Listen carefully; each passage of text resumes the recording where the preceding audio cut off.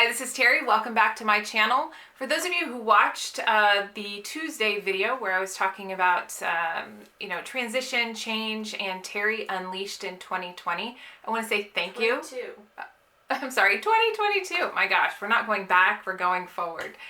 Anyway, I really appreciate all of you taking the time to post the comments about it and actually question Unleashed.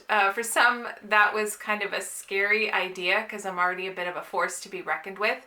But I'd like to propose that it's a matter of being unleashed and untethered and untied to all of the things that are holding me back. And that's one of the things I've been spending a lot of time reflecting on over the last couple of weeks is, what are the things that are holding me back? What are the behaviors, the limiting beliefs, and I'm going to be working with my therapist to really get to the bottom of what it is that really has me mostly motivated by fear. And I think for some people that might be a surprise because I do so much. It's not like I'm paralyzed and unable to try things and do things, but a lot of times I am afraid of failure. I am afraid of all sorts of different things.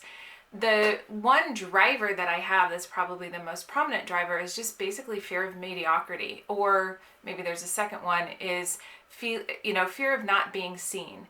And I will be working through that with my therapist, don't worry. But I'd really like to be able to let go of that and be able to be driven by something I'm moving towards and not something that I am trying to run away from.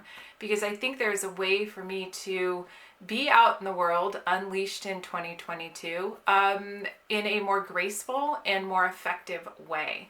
And I think all of us at some point in our lives, if we have any sort of self-awareness, we start to take a look at what it is that's driving us, what are our motivations, why are we doing what it is that we're doing, and also what is potentially holding us back. And since this is the second in a series, and I have no idea how many we're going to do, in things that are really coming from my book, Piloting Your Life, yes, plug.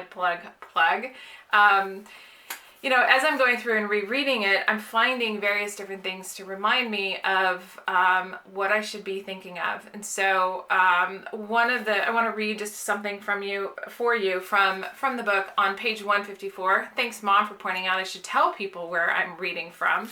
It's a section on taking risks, chapter 12, where I talk about focusing on the upside.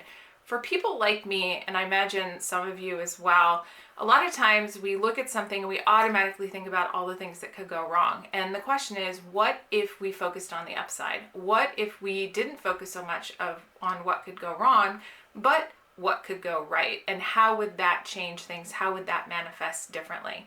So on page 154, we become so focused on the negative outcomes that we often lose sight of the upside.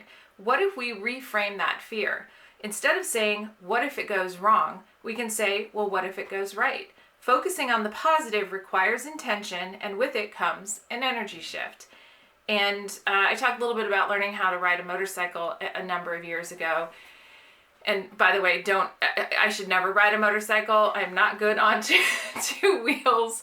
I don't ride anymore because I fell over twice at a stop sign, and people had to come over and help me pick the motorcycle up. This was in the Mission in San Francisco. Yeah, pretty scary and mortifying. I mean, you're also not that great on a bicycle. Bike. Yeah, no, on a bicycle I'm not all that great. There's something about, two wheels or wheels in line. Rollerblades, I'm not great on rollerblades either. Well, rollerblades are so much fun. Yeah, but I can fly a helicopter, so, shoot me. So one of the things that we learned when we were riding motorcycles is where you look is where you go. And that's one of the things that I'm going to be focusing on, is not only uncovering what it is that's really the source of what's holding me back, but really focusing on where it is that I want to be going as I'm going through this transitional year, or this year of change.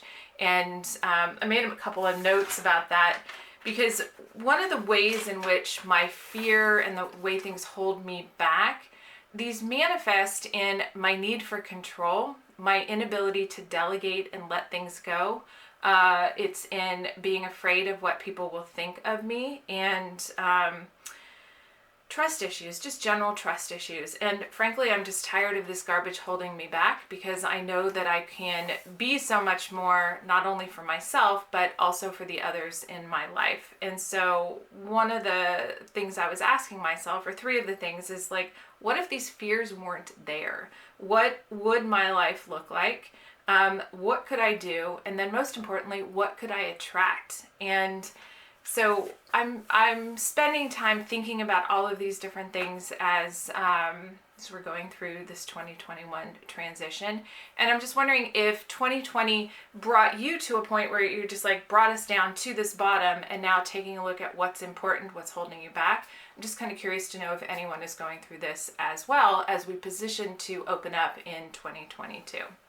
And with that, I just want to say thank you so much for watching. If you have not subscribed, please subscribe.